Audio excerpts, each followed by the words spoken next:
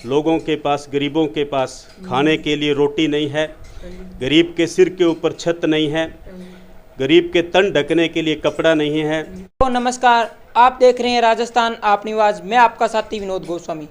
आज हमारे साथ हैं, किसी नाम के मोहताज नहीं है, संगरिया विधानसभा क्षेत्र से श्री सुरेंद्र जी खद्दा, जो युवा किसान नेता है। उनसे हम आज खास मुलाकात में खास चर्चा करेंगे। सर, सबसे पहले हमारे चैनल में आपका स्वागत है। बहुत बहुत धन्यवाद विनोद जी। मैं सबसे पहले तो आपका धन्यवाद इस बात के लिए करता हूं कि आपने अपने चैनल के अंदर मुझे समय दिया है। और आज गणेश जी महाराज का पावन पर्व है। गणेश चतुर्थी के पावन पर्व पर मैं आप सबको और सभी दर्शकों को मैं बधाई देना चाहता हूँ। सर, सबसे पहले आप किसी नाम के मोहताज नहीं हो, लेकिन सबसे पहले अपना परिचय दे दीजिए हमारे दर्शकों को।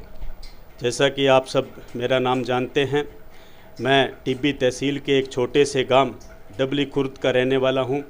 एक गरीब किसान का बेटा हूं। मेरा जन्म 1980 के अंदर हुआ था और 4 वर्ष की आयु में मैं मेरे ननिहाल चला गया था पारिवारिक कारणों से। ननिहाल में रह कर के और मैंने मेरी शिक्षा पूरी की। मैंने जो मेरा अक्षर ज्ञान है वो पंजाबी, जिसको गुरमुखी लिपि के अंदर जो पंजाबी है उसके अंदर मैंने मेरा अक्षर ज्ञान शुरू किया था पहली कक्षा से। और मैंने बीए बीएड की हुई है। बीए मैंने डीएवी कॉलेज अबोहर से की थी पंजाब से, और बीएड मैंने DM college of education Moga से की थी। मेरे जीवन के ऊपर पंजाबी का और पंजाब के इतिहास का और 10 गुरुओं के इतिहास का मेरे जीवन के ऊपर गहरा असर है, क्योंकि मैंने पंजाब के इतिहास के अंदर गुरुओं की किस तरह से गुरुओं ने कुर्बानियाँ दी थी वो मैंने पूरी मेरी शिक्षा और दीक्षा में पढ़ा है। इसलिए पंजाबी का और पंजाबियत का मेरे ऊपर गहरा असर है। उसके पश्चात मैंने बीएड करने के पश्चात 2005 में मेरी शादी हुई और 2006 में मैंने एक प्राइवेट इंश्योरेंस कंपनी से अपना कैरियर की शुरुआत की। लगभग 14 वर्ष मैं विभिन्न स्थानों पर राजस्थान के अंदर नौकरी के अंदर रहा और लगभग 1 साल पहले मैंने 70,000 रुपये महीने की इंश्योरेंस कंपनी में नौकरी छोड़ करके और मैं मेरे यहाँ पे निवास स्थान पे आ गया हूँ। अभी मैं पिछले 6 सालों से टिब्बी में मेरा घर बना रखा है। मेरे आधे परिवार के सदस्य डबली खुर्द रहते हैं, आधे बसीर में रहते हैं। जो खद्दा परिवार है वो बसीर से वो मेरा ही परिवार है। और मैंने यहाँ से 1 साल पहले नौकरी छोड़ करके और पूरी तरह से अपने आप को समाज के समर्पित कर दिया है। समाज सेवा के अंदर मैं ज़्यादा से ज़्यादा अपने आप को बिजी कर रखा है। सर, आप किस तरह से समाज सेवा कर रहे हो? क्या कर रहा सर आपका 70,000 की नौकरी छोड़कर एक समाज सेवा करना? विनोद जी, जब मैं इधर गांव में आता था तो गांव में मैं देखता था, यहाँ के विभिन्न गांवों में घूम करके देखता था कि आज़ादी के 73 वर्ष बाद भी गांव के अंदर लोगों के पास, गरीबों के पास खाने के लिए रोटी नहीं है, गरीब के सिर के ऊपर छत नहीं है, गरीब के तन ढकने के लिए कपड़ा नहीं है, स्वास्थ्य सेवाओं के लिए उनके पास पैसा नहीं है, अपने बच्चों को वो अच्छे स्कूलों के अंदर शिक्षा नहीं दिलवा पाते। 73 साल से बारी बारी इन पार्टियों ने यहाँ पे राज किया। गरीबी मिटाने के बड़े बड़े नारे दिए गए, मगर धरातल पे जा कर के जब मैंने लोगों के हालात देखे कि लोगों के तन ढकने के लिए कपड़ा नहीं है, सर्दी से बचने के लिए रज़ाई नहीं है, किसी के पास रज़ाई है तो रज़ाई में लोगड़ नहीं है, ऐसे हालात देख करके मेरा मन व्यथित हो उठा।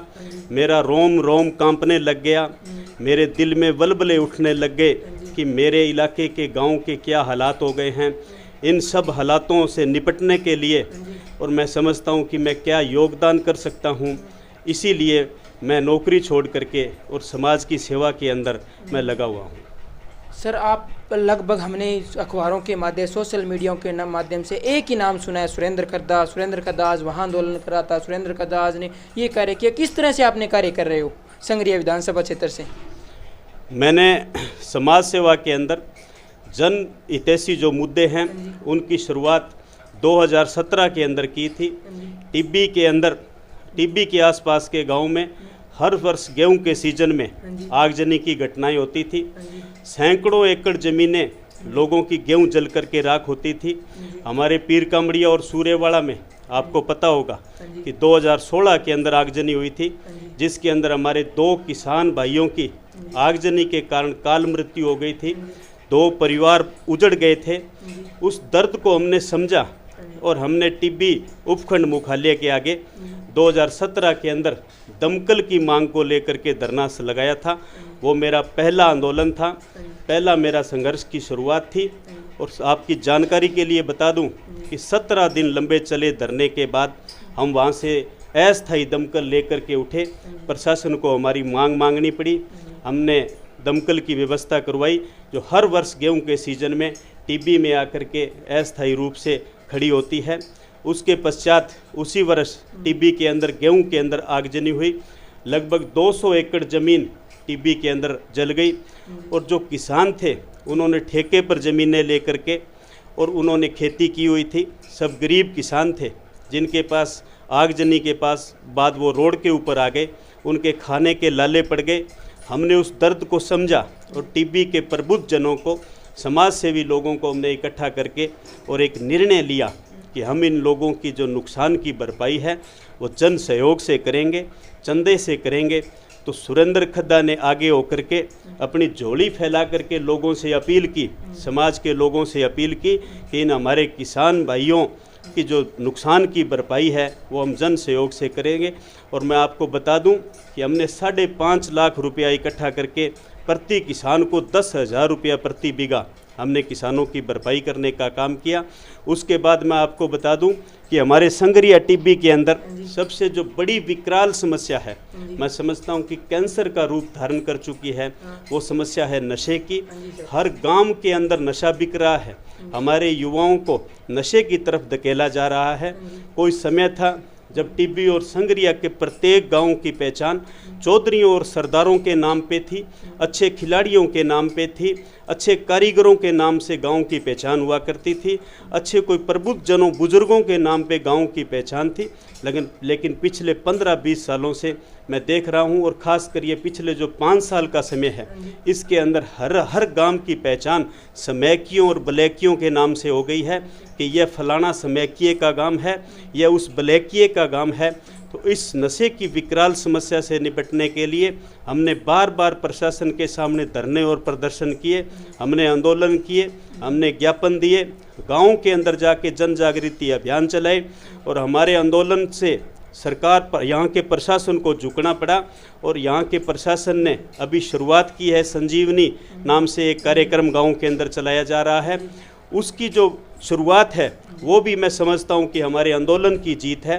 मैं आपकी जानकारी के लिए बता दूँ कि हमारे सीमावर्ती गांव सूर्यवाड़ा के अंदर आपको पता होगा कि हमारे युवा एक भाई मंगल सिंह नाम के एक युवक की नशे की ओवरडोज से मृत्यु हुई थी।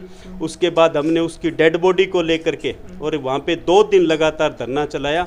उस धरने के अंदर यहाँ के स्थानीय जनप्रतिनिधि और यहाँ के एडिशनल एसपी और यहाँ के एसडीएम, तहसीलदार और तमाम, मैं समझता हूँ कि प्रशासनिक अधिकारी वहाँ पे पहुँचे और हमने उस परिवार को 1 लाख रुपया की आर्थिक मदद दिलवाई। और जो दोषी पुलिसकर्मी थे उस सूर्यवाला चौकी के, उनको हमने लाइन हाजिर करवाया। और इस सहमति से उस धरने को समाप्त किया गया कि प्रशासन मेडिकल टीम के साथ और प्रशासन की टीम के साथ गाँव में जा कर के नशे को छुड़वाने के लिए युवाओं को कैंप लगाएंगे और जन जागृति अभियान चलाएंगे। उसी दिशा में प्रशासन ने अभी 2 गाँव के अंदर, सूर्यवाड़ा और तलवाड़ा के अंदर वो कैंप लगा चुका है प्रशासन। आने वाले समय में प्रत्येक गांव में इसकी शुरुआत की जाएगी। उसके बाद अगर आप बात करूं मैं आंदोलनों की और जनहितैषी कार्यों की, तो चाहे कोई किसान का मुद्दा हो, चाहे कोई मजदूर का मुद्दा हो, हर मुद्दे में मैं सक्रिय रहता हूं। युवाओं की अगर मैं बात करूं तो सबसे पहला मैं खुद युवा हूं, इसलिए युवा मेरी प्राथमिक है। युवाओं का कल्याण करना और युवाओं के अंदर राजनीतिक चेतना पैदा करना मेरा उद्देश्य है। मैं आपको बता दूं कि युवाओं के लिए मैंने टिब्बी के अंदर पहली बार लोकतंत्र की स्थापना के बाद पहली बार मैंने मेरे स्तर पे रोजगार मेले का आयोजन करवाया, वहाँ पे कंसल्टेंसीज़ को बुलवाया और लगभग मेरे जीवन में आज तक मैं लगभग 30 लड़कों को प्राइवेट क्षेत्र के अंदर रोज़गार दिलवा चुका हूँ।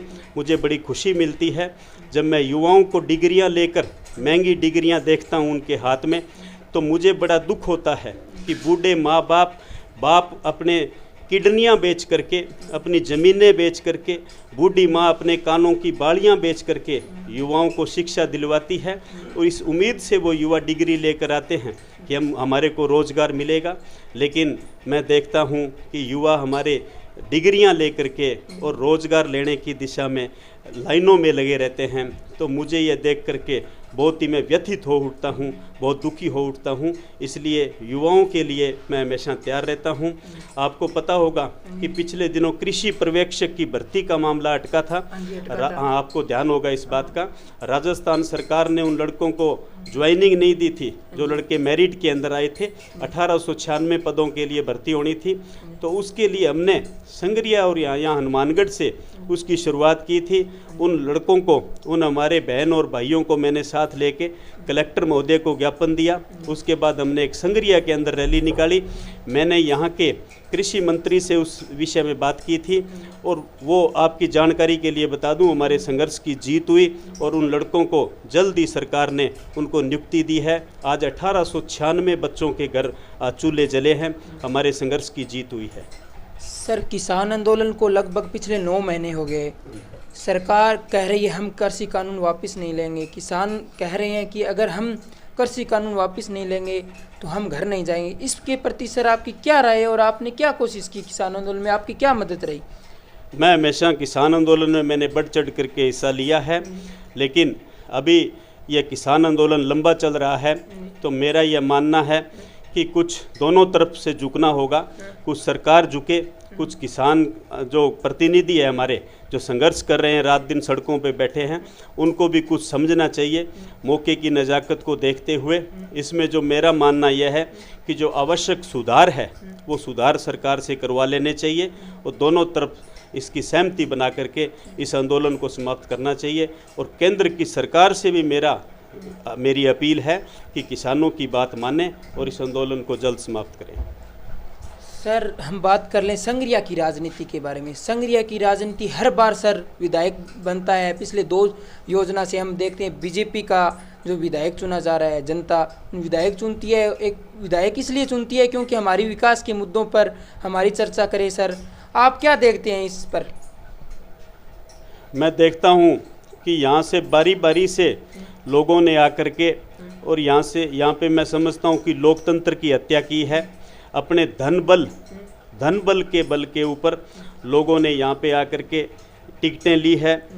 कई बार तो ऐसा हुआ है हमारे साथ कि हम उस आदमी को जानते नहीं हैं, एकदम से पैराशूटी कैंडिडेट ला करके यहाँ की जनता के ऊपर थोप दिया गया और जनता को पार्टीबाजी के कारण, इस पार्टीबाजी के कारण लोगों को उसको स्वीकार करना पड़ा है।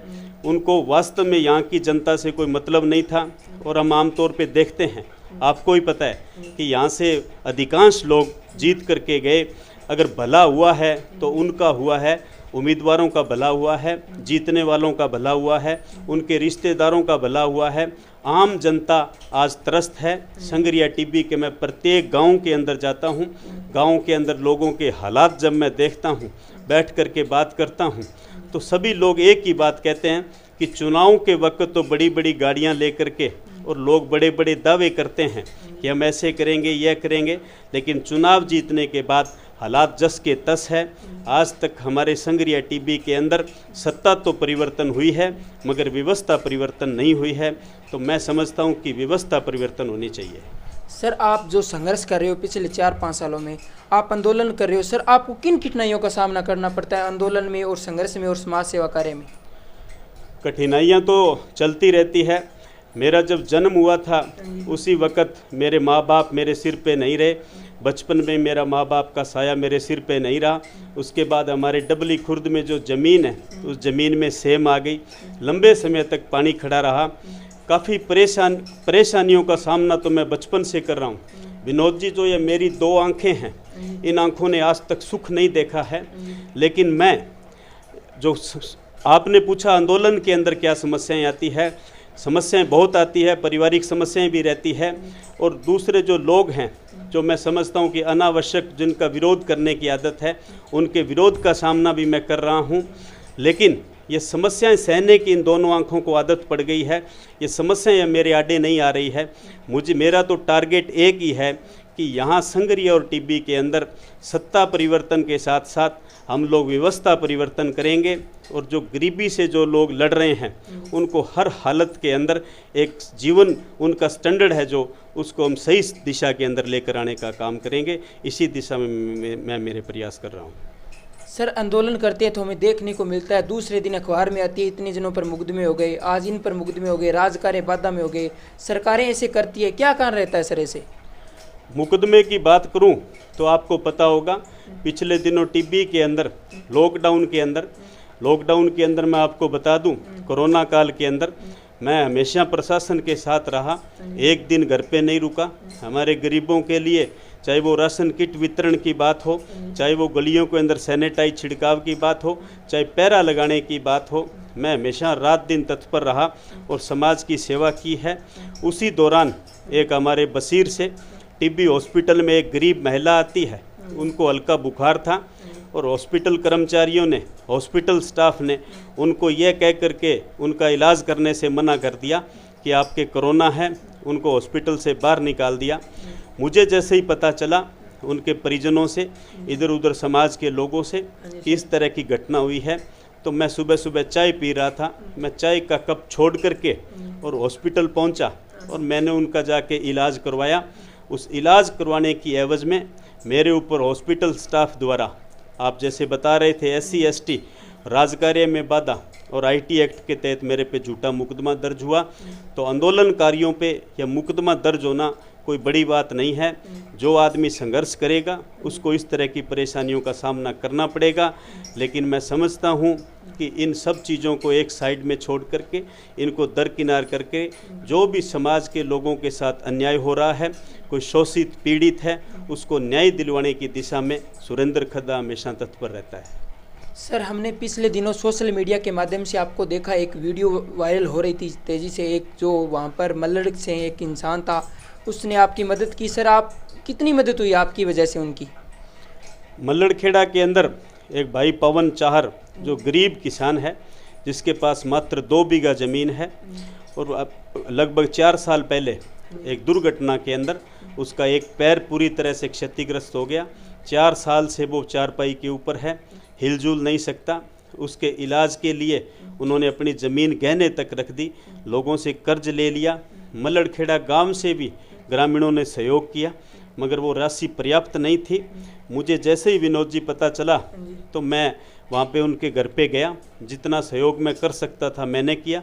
उसके बाद मैंने इलाके के भामाशाहों से अपील की, मैंने मीडिया के थ्रू, इलेक्ट्रॉनिक मीडिया के थ्रू, सोशल मीडिया के थ्रू लोगों से अपील की। और मैं आपकी जानकारी के लिए बता दूं कि हमारी अपील के बाद यहाँ के भामाशाहों ने बढ़ चढ़ के हिस्सा लिया। लगभग 1,25,000 रुपये की सहायता उनको आज तक मिल चुकी है। मैं यहाँ के भामाशाहों का आज आपके चैनल के माध्यम से धन्यवाद करता हूँ और मैं अपील भी करूँगा कि उसकी बढ़ चढ़ के और भी सहायता करें। सर,